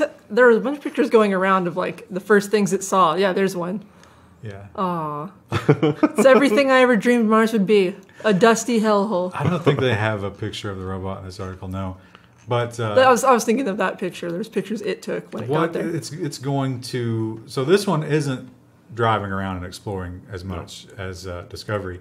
This one is listening for Mars quakes. This is because it can't be earthquakes, right? And it's going to drill like, was it 16 miles or 16 feet or something like that? Anyway, it's going to drill down into the surface to try and figure out what Mars is made up underneath. It's an exciting time. Wouldn't it blow their minds if it was cheese? Who isn't... Think it's got a cheese detector? Who isn't excited that we've landed robots on another planet? There's a lot of people who don't care. It was pretty popular on Twitter. You know who doesn't care? Donald Trump. Oh, yeah. Even the I saw there was a tweet from Doom, like the official Doom Twitter replied to the NASA thing. It's like, we're on Mars, finally we can explore, and the Doom thing was like, good luck with that. Oh, and they're literally drilling. Yeah.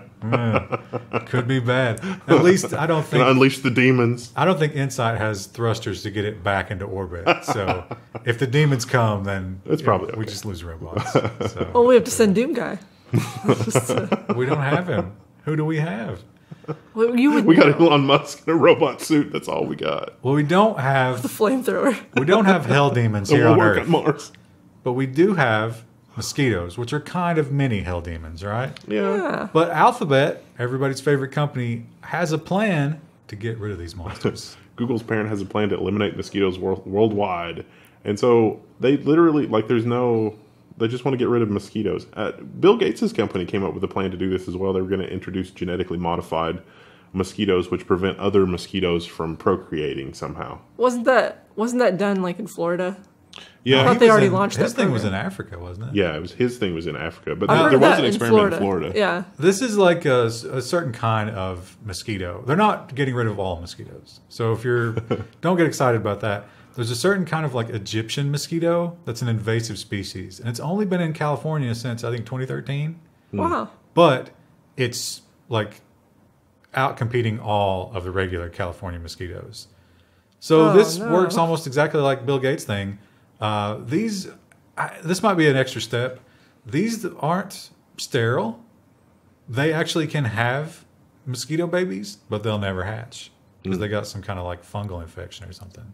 Neat. So they're just blanketing California in fungus. They release the fungus to catch the mosquito. No, they breed the mosquitoes with the fungus. and they drive around shooting mosquitoes out of an SUV. And these mosquitoes go and potato gun full of mosquitoes. They bang the female mosquitoes, and then the fungus spreads. Well, they die. Both of the parents die, and then they never have children. What could go wrong? Yeah, and then you get bitten by. Although you can't. I guess you can't. Is it true? I don't know. This might be an urban legend. Is it true that only female mosquitoes bite? I have heard that, but I don't know if it's true or not.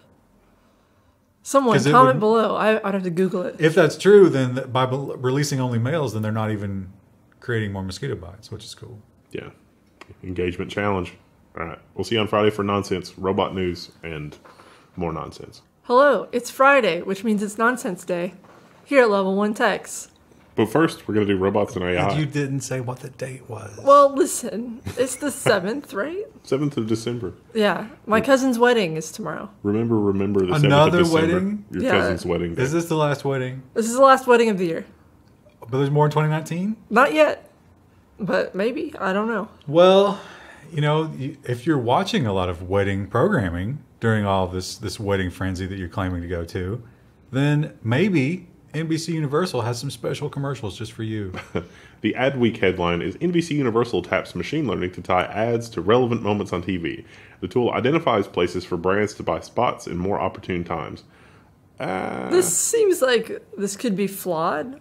Like one of the things we were talking about before we started up was like, you see, maybe the character's pregnant on TV and then they show an ad for diapers, but it's like, just because the character is pregnant doesn't mean anyone in my household is. I guess that's true of any ad, but... Well, I think there's probably going to be a scandal here, right?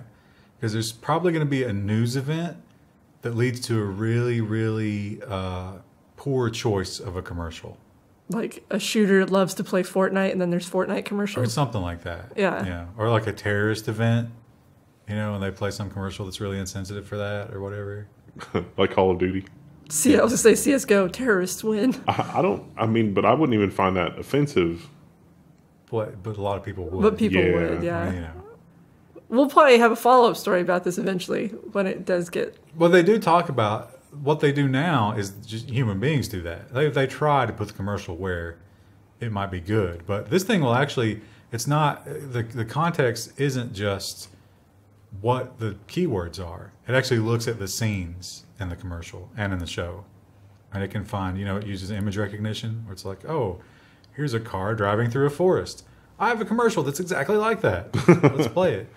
I watched a few TV shows that have built-in advertisements for like vehicles and stuff. So like the characters will be like, we need to go somewhere. It's like, let's hop in the new, blah, blah, blah vehicle that has this. And it's like, wow, what is this feature? It's like, oh, no, that's totally a thing. And it's like, whoa, that doesn't.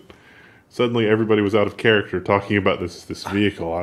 That just tasted weird. I've noticed that in action movies.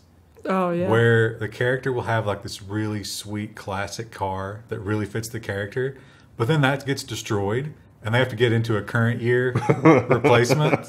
John Wick. Oh, yeah. John Wick did that after John Wick 2. And it's like, really, John Wick? And it's like, well, he didn't choose that car. It was a gift. But that's like a current year, Challenger or Charger or something, right? That happens in The Walking Dead, too. It's like, how long has the apocalypse been going on? But then, like, they find cars that are current year, and it's like, I don't... How did that happen? They're in a simulation. Yeah. Yeah. Plus, wouldn't the gas go bad? Yeah. It doesn't make any sense. I haven't watched that show in a long time, but... Speaking of bots ruining things... Yeah, it turns out this is apparently big in the toy market, so... Maybe not something that affects us, but apparently when it comes to toys, the bots like to buy up all the good ones. Lawmakers introduce a bill to stop bots from ruining holiday shopping. So this is like, think about like the Ticketmaster robots and stuff like that. When a robot comes in and buys all the tickets for a venue and then sells them. That's happening with toys, with bots, or like whatever hot toy it is that season. What is like fidget spinners maybe from last year? Do we know what the hot toy is? No. Most of my younger cousins are kind of like hitting that teenage phase. Most of them want like clothes or video games. So I don't know what. Hit us up in the comments to clue us in to let us. What is the hot toy? Yeah, I bet it's Fortnite related crap. Probably. I saw a Fortnite related book bundle on a Black Friday deal. Like what stories there? I don't know if they're novels or like how to win at Fortnite. How to construct things out of wood. That would be a cool book. Yeah. Well, I think it's like in-game. Things people have built in Fortnite, maybe. It's amazing.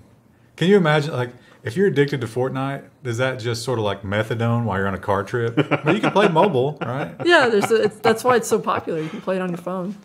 Well, in the UK, they're using AI for something that we've already started doing here. If you've heard of any of our stories about Palantir, it's kind of like a Minority Report style pre-crime thing. And that's exactly what they're describing here.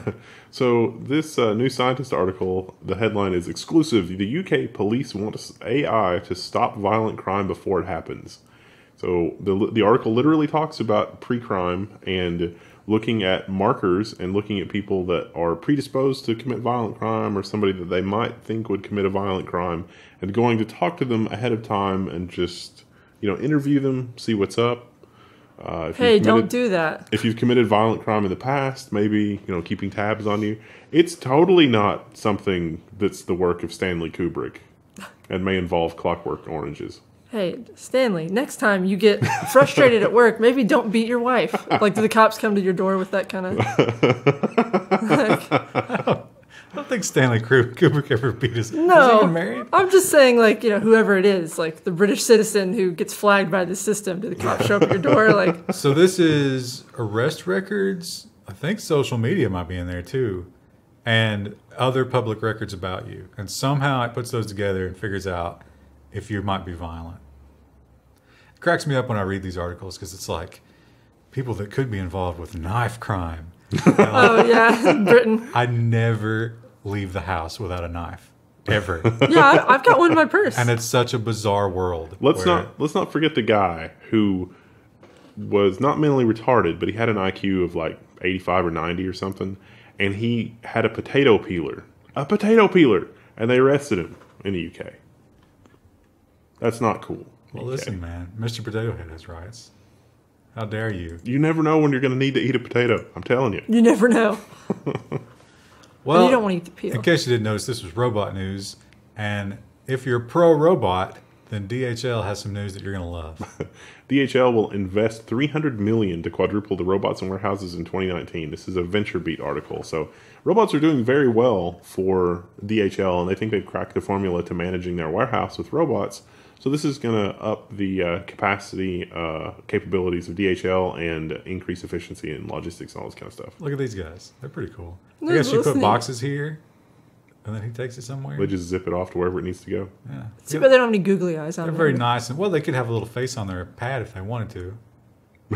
That seems a little condescending, personally. Or just like a mannequin head on top of the... so when it walks around, it's but it's staring at you. Thank you for your packages. And if you're in Prague and you're touristing around and you like wine, you might want to check out this restaurant. Of course, if you also love robots. Washington Post brings us this headline: inside the futuristic restaurant where a robot has replaced the bartender.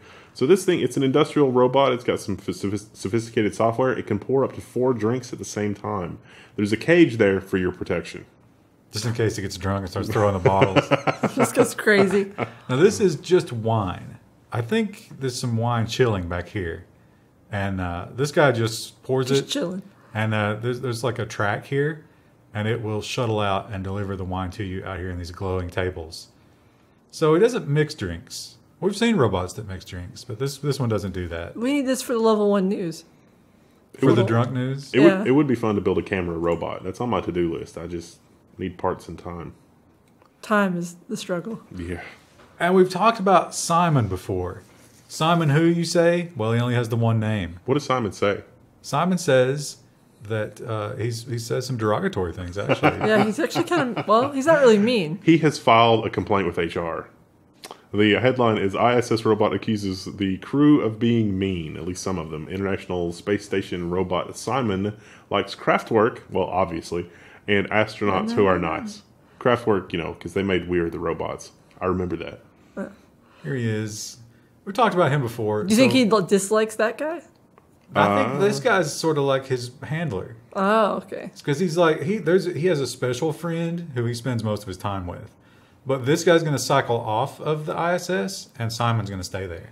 I really thought, someone's probably upset about that. you know, Simon really could learn a lot from the HAL 9000 because, you know, those guys were pretty snippy with the HAL 9000. And I thought the HAL 9000 handled that with grace and poise. Well, maybe, you know, in the beginning. Toward the end, he might have taken some extreme steps. But Slightly. they do make that comparison. And they do point out that Simon doesn't have any control over the station itself yet. But who knows? He's going to find small ways to make their lives miserable, like putting their hand in water. He doesn't have any arms. He's just an orb. How would he accomplish that? He just tilts himself over and flails. Well, if you're excited about, you know, you find yourself every week just ignoring all parts of the Level 1 news except for robot and AI. And this is the part you care about. This is the part that you need in your life. You might be excited about Amazon's most recent offering. Amazon AWS, their own machine learning university, is now available to all developers. So this is, I guess, something they were using internally about machine learning and this sort of thing. But now this is available to all developers. And of course, in the course, you can buy services from Amazon for machine learning and AI and that sort of thing. So they would be more than happy to sell you time on a computer with real expensive hardware so you can run your experiments. But there's actually a lot of good things you can learn about general processes on the software stack and the whole 9 yards. They also will offer a certificate now. So once you've taken those free courses, you can take an exam and become machine learning certified. Nice. Amazon machine learning certified. Yeah, well, I mean, that's certified to buy things from Amazon. That sounds great. We might get to that point. Yeah. You know, with all like the consumer protection crap that's going on. It's like, hey man, I've got a mental problem. I like to buy stuff too much. You need to protect me. It's like, okay, take this class. You have to pass the class. Well, we've talked about Montezuma's Revenge. And no, that's not a euphemism for diarrhea. That's a video game from the 80s. And it's a video game that AI really struggles with because the feedback mechanism is not like other video games. But Uber, of all people, have finally figured out how to beat it. There's also Pitfall. The headline is from Technology Review is Uber has cracked 2 classic 80s video games by giving an AI algorithm a new type of memory. So when playing Pitfall and Montezuma's Revenge, it's not immediately clear that the key that you picked up in this part of the level affects your ability to progress in another part of the level. And so letting the AI sort of remember past experiences and remember rooms where something interesting might happen seems to let those AIs learn how to play those games a lot quicker. They also added an interface to allow human coaches to coach the AI and say, hey, this is interesting, or maybe this is interesting for more abstract reasons than just the score. Warmer, Yeah. You're closer to the key. Well, I mean, one contemplates a future where maybe a human being has to show an AI how to do something rather than just, you know, putting the AI in a room and saying, figure it out. You need to teach the AI how to do your job before you're gassed. Yeah, well, I mean, that's happening right now. Remember the story that we did with I don't know if the that Indian exact workers? Like the H-1B visa workers came in and it was like, now you need to train your replacement. Yeah. Oh, yeah, that Except now happens to be a still. robot. Yeah. Well, there wasn't any gassing involved. Pitfall. Yeah. That was my jam when I was a kid. I loved Pitfall. Yeah. Well, so maybe you're not a robot then. I can remember being a kid and playing some of these Atari games and not understanding. It was, I think it was Adventure. It took me a long time to understand WTF was going on with Adventure. You know because what you pick up the little squares and it's like, I don't know what this means. When I was reading this article, the thing that came to my mind was like Space Quest and King's Quest. Yeah. Imagine an AI trying to deal with that. Now that would be an amazing AI. Yeah. Because it's like, how would I ever figure this out unless I just tried everything on this item? Although, if they could play it at incredibly high speed, then maybe it would be trivial. So just dictionary hack the whole thing. Well, sometimes we make a comment. It's like maybe some of the members of our audience will really like this. I guarantee that our audience is deeply interested in this next story. This brightsurf.com article is an automated technique for colorizing anime using deep learning. Now, this is not really a lot of information here. I would really love to see some pictures or stuff. But basically, you can, you have all the drawings and you colorize one, and then you show the AI the one that you colorized, and similar drawings it'll automatically colorize. I think you probably need more than one. I think it's kind of it's sort of like deep fakes, where you could take an existing anime universe, and then you'll get that character from every angle from that anime, and it can sort of learn its colors and then apply it. That would make the actual cell shading process, just doing the cell coloring, so much faster. It'd probably make production way quicker. It would be amazingly quick. I mean, you could just crank out more and more anime. I was imagining as reading the story that like if you did a storyboard with like high fidelity cells, then you could just fill in all of the drawing for the rest of the cells, and then it would just colorize it. Yeah, that's what. Yeah. Based on the storyboard colorization, basically. You could get like amazingly realistic tentacles with minimal work. Well, that's the only kind of AI. I mean, obviously. I would be curious, like, so I'm imagining it would just be flat color, and then you'd have to go back in and add the shadows and light and any sort of textural components, but maybe not. Yeah, I mean, they didn't have an example, so it's hard to say. How would the AI be aware of lighting? Yeah, exactly. So I think that would still be something you'd have to hand animate, but like that would make your job still quicker, not to have to do the manual bitch work of filling in all your shapes. The bitch work. I think they mentioned that in the article. Yeah, it's a technical term. I know. I don't want to confuse you guys, but. Well, it turns out, we talk about Tesla, and they dropped the autopilot name because it's not an autopilot. But Musk has announced that they're looking at full autopilot in the very near future. Fully self-driving. And when they reach that point, they're going to offer an exciting new feature. Tesla's romance mode will debut just before its cars become fully self-driving. It just plays smooth jazz. After safety, our goal is to make the Tesla the most fun you could possibly have in a car. Or unmarked panel van. He's talking about sex. So we talked about the automated brothels that people have predicted. Once cars are totally self-driving. I mean, they're just setting themselves up here. Of course you'll be having sex in them. Because people have sex in cars now. They just don't do it while they're moving. Well, I mean, some people probably do. It seems like this should be uncomfortable. Engagement challenge. No, please, no. So it probably just pushes the seat down, lowers the lights, puts some music on, lights a candle. Do these cars have a console, though, in the middle? They do. I don't know. Yeah, that's... it doesn't seem like that was an afterthought. That's what ruins the car experience, let me tell you. They have to make a bench seat version. But yeah, that's they're bringing out some new options. He's teasing that. So, and you don't have to buy a new Tesla for that. It's going to affect all the 3XS. Oh, thank goodness! Remember our earlier reports that we didn't think that there were enough sensors in those for fully self-driving. Well, we can't wait to be proven wrong on that. Yeah, we'll see. But here's an article that, while it's negative news, you can't help but be impressed by the Tesla technology when you read it. Yeah. So Ars Technica, the headline is, it took 7 miles to pull over a Tesla with a seemingly asleep driver.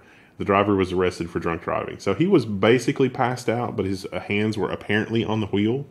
And the police were trying to pull him over, get his attention. 7 miles. It took 7 miles. This is a little suspicious because it's supposed to have beefed up detection for consciousness. Remember that? Maybe he's really good at just sitting up straight and like. But he was out.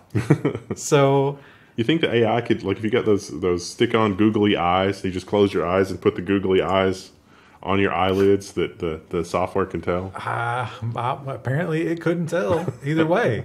Someone at our office has bought some googly eyes. They're everywhere. They're on phones, bottles of pills, monitors. They're everywhere. Pills? What kind of pills are we doing? Pills? Everyone in this office has Tylenol on their desk, which should tell you something about the working environment there. That or vitamins. I keep vitamins on my desk. Well, you might be looking at a lot more sexy times in your car. But I'll tell you one place that you're not going to be having sexy times. Starbucks. So this is NBC News. Starbucks says it will start blocking porn in its store's Wi-Fi by 2019. So, I mean, historically, Starbucks has been like, adults are adults. This is not something we should have to deal with in our stores. And now that Starbucks is as large as it is, it's like, you know what? Adults are terrible people. We're just going to go ahead and block this. Well, I feel like something has happened where it's like, there was a few inciting incidents that have ruined it for everybody. Yeah. There's no reason to be watching porn while you're drinking coffee, right? No. Yeah, or just in public at all. And also, this sort of mixes in with the new policy where anybody can go in the bathrooms for any reason. Yeah. And remember those? We covered that. I can definitely see, like, looking at porn in the Starbucks and then going into the bathroom. No one can ask you to leave. I can see how that's a recipe for disaster. Hilariously, YouPorn has responded. They will also, as soon as this ban goes into effect, they're banning all Starbucks products from their office. Take that, Starbucks. Starbucks is like, you don't have to deal with the aftermath of what's happening when people visit your website. So I doubt Starbucks cares. Speaking of aftermath of bad decisions. And words that are synonymous with sex. The F word has been removed from Linux code comments in favor of hug. So one of them should read some of these comments. Was like, Sun makes some really amazing hardware, but their software is really hugged. Some Athlon laptops have a really hugged PST tables. And if you don't see why, please stay the hug away from my code. So kind of it doesn't have the same bite somehow. And it doesn't make any sense.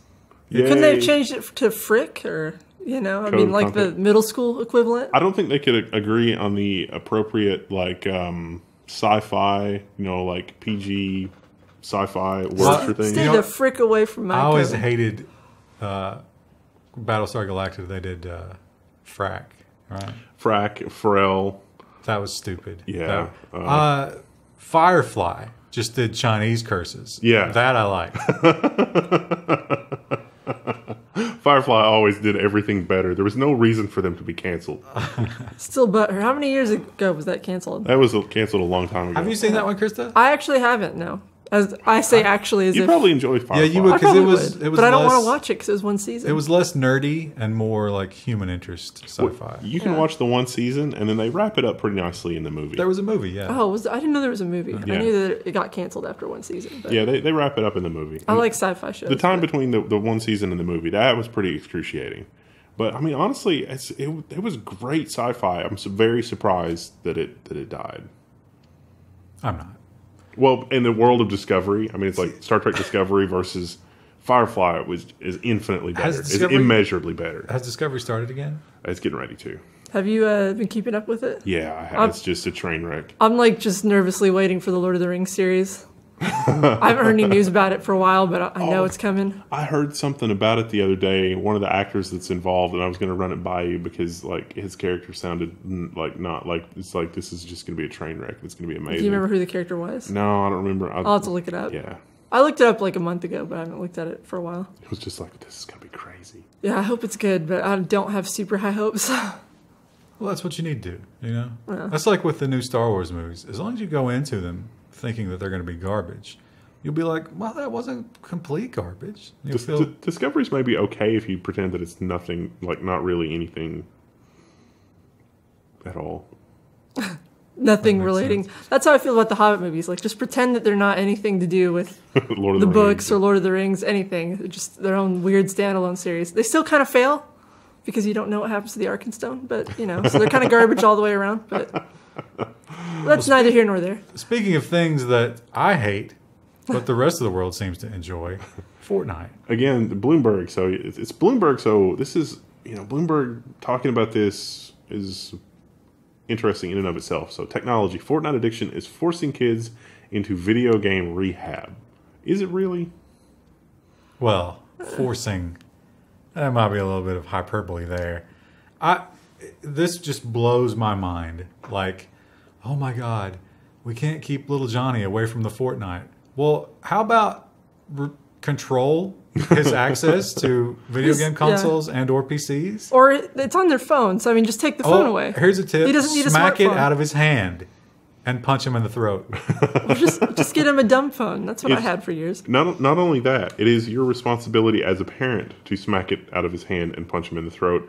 Because if you don't, it's going to be like China, like Tencent in China, where it's literally mandated that kids can only play an hour a day because of facial recognition and mass surveillance and identity. Do you really want that so that you can abdicate your parental responsibility? I mean, that seems insane. But they talk about, in this article, like, kids are unwilling to drop out of a game because, that's bad manners and you lose the ability to win. What if you're doing really good and it's dinner time? They talk about how it's like physical confrontations with their children when that happens. You have to win. You have to assert your dominance there. You have to win that confrontation. You let them get away with that once. It's amazing how much of a failure modern parents are. I feel like there's a happy medium in that particular scenario. Like if I told my mom, "Hey, I'm playing," in my case, I was playing solitaire. on my computer. She's like, hey, dinner's ready. And it was like, let me finish this game. You and she'd could be come like, back okay. to the solitaire game. Well, listen, I was about speedrunning Solitaire. I discovered there were keyboard shortcuts. My fastest game was 72 seconds. Now, My mom was like, at least she's not out doing drugs. but we should also mention that you just like really went hardcore in a game this weekend. Oh, I did. Well, we talked about it, I think, earlier. But Parkitect. Yeah, Parkitect. It's a lot of fun. Oh my gosh, I love it. It's a dangerous rabbit hole to fall down. We're Parkitect. gonna do that on the stream tonight, and not They'll have to watch not it on the tonight VOD. for you people. Well, it might be because it'll be Friday.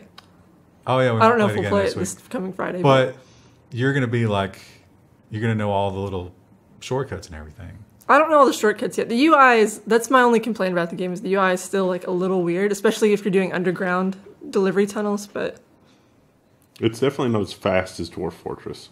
You can turn the speed up. yeah. no, you I can. mean like the keyboard shortcut commands for telling people to do things. Yeah.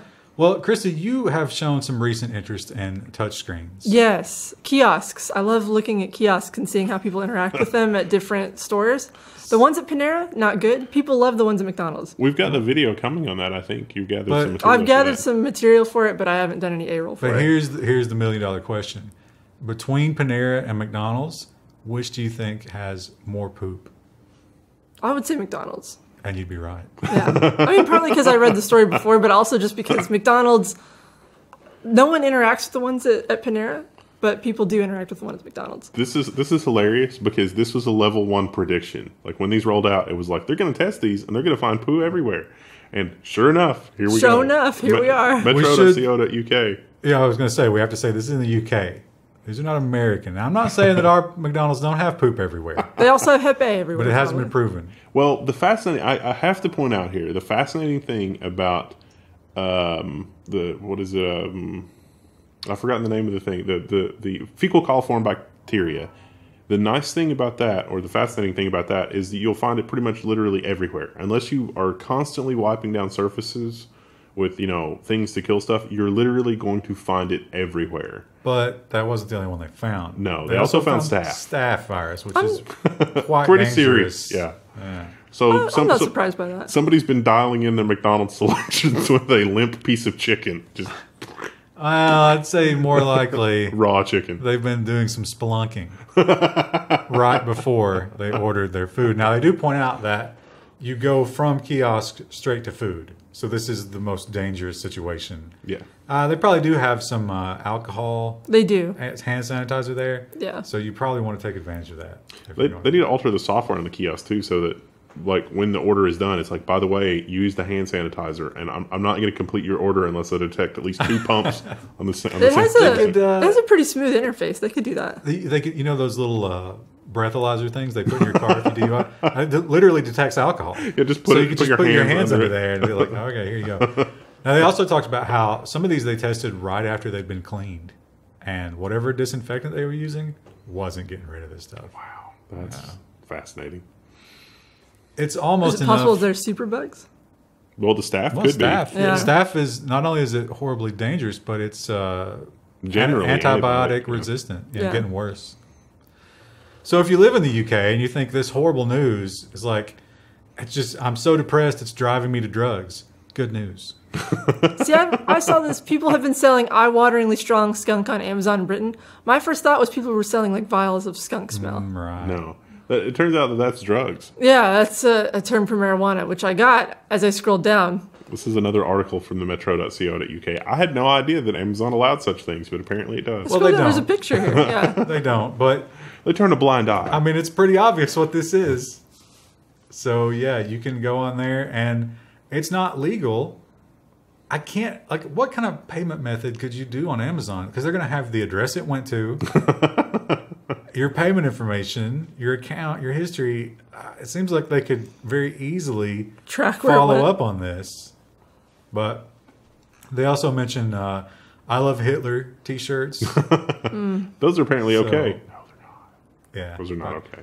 Don't fall for it. Don't buy your weed on Amazon because you're probably going to get in trouble. Well, what's to stop the police from just setting this up and then going to arrest everybody who attempted to buy it that way? No, nothing. That seems like, I mean, at least here in the U.S., That seems like a story that we would encounter. Now, before we show the headline of this next story, I want to play a little game of one of these things is not like the other. All right? Slippers, right? Well, you need to switch so they can see. Well, yeah, you're not in it. But it'll ruin it because it's not the last one on the list. Slippers, tape measure, tools, garage supplies, gardening supplies, and finally, hardcore pornography. So apparently this was a thing. It was like gifts for dad on Amazon. And it was like, here's a list of stuff for gifts for dad. And it was all of that stuff plus this. This is also Amazon UK, once again. This is, we could have a segment that's like algorithms gone hilariously wrong, but not inaccurate. Well, yeah, because the reason this got pulled most likely is because it has dad in the title. Right. Well, in case we missed the title there, it's... if you were just... It was all... the title, it's... Blurred pixels. It's pixelated here, but Dad is hugging my girlfriend. Excellent use of throwback to previous stories. But it's a special kind of hug. So it seems like Amazon has probably just had a flag for the word dad. Yeah. And threw it in the list and was like, this is fine. But you're not supposed to sell pornography on Amazon. Just like you're not supposed to sell weed. But So, yeah. It turns out that people just abuse the Amazon listings. They sell whatever they want, and pornography is one of those things. I guess probably older guys are one of the few demographics that will still get porn on DVD. Right? Who's not streaming it? Oh, there goes a motorcycle. This is my favorite story. This is he has sent this to everyone in the office. We'll sneak in and you'll see why. You'll like it too. We sneak in a non-technology story. If it's something really nice, and I have. I'm pretty sure the technology was involved in the creation of this thing. It seems like it because this is. Oh, you need to get back to the beginning of the video so you get like the nice pan. Little CRISPR going on here. This is something. This is Knickers. What a name. Oh, here we go. This is great. So we're panning over. What is this? We're just looking at a scene of cows, and there's really nothing. What is this? What a unit. It's Knickers. Look at him. They're all running away, and he's just like, oh. Knickers the cow too large to be butchered by the machinery. So yeah. They tried to, and they were like, it's just, no. Look at this monster. I think it stands 6'2". Wow. So it's taller than me. Massive. I think it weighs several tons. More than a car. And there's got to be some genetic manipulation. How do you transport this thing? He has to be in a thing by himself. No, that's the thing. They tried to load it up onto and it just won't fit. So they're not gonna butcher it. Yeah. Because there's no way to. They said also that the cows are naturally led by that. So well, of course they are. When Knickers is just running around, all the other cows follow, which is unexpected. Because they're afraid not to. So Knickers demands it. Here's the crazy thing about it. Knickers is a steer. Imagine if Knickers had testosterone. It would be an unstoppable killing machine. It would, and the poor cows. I am starting to believe that maybe it's not unreasonable for super mutants to have come about in only 25 years in Fallout 76. I thought that was a product of at least 50 or 100 years. But are you implying Knickers is a super mutant? Knickers might be. I mean, but what if we could breed Knickers and get just massive cows? It's an end to world hunger, one cow at a time. I bet they eat. So, I mean, the calorie ratio is probably about the same. Send it to India. Well, I mean, that would protect it. People in India would probably really like Knickers. Do you okay, here's the question. Hindus. In that religion, do you think Knickers was like a really, really nice person? Probably. That got to come back as a massive cow. Yeah. But they did cut off its testicles. That's a little rough. Well, that's rough. I wonder. A little. Whenever it dies, they're going to do an autopsy, and it's going to be like like the Man of War racehorse, where it had a heart 3 or 4 times the size of a normal horse. Yeah. That's why it was such a good racehorse, probably. This is like that, except they need to really save Knickers' genetic material. We need to clone Knickers as much as possible. And then we really could get super mutant cows. I really love his name. It makes him sound like he's tiny and cute, but he's huge. It is. I want to name my next computer Knickers. Oh, you have another cat. No. What's the cat's name? Mud Creek. Mud Creek. Appropriately Eastern Kentucky.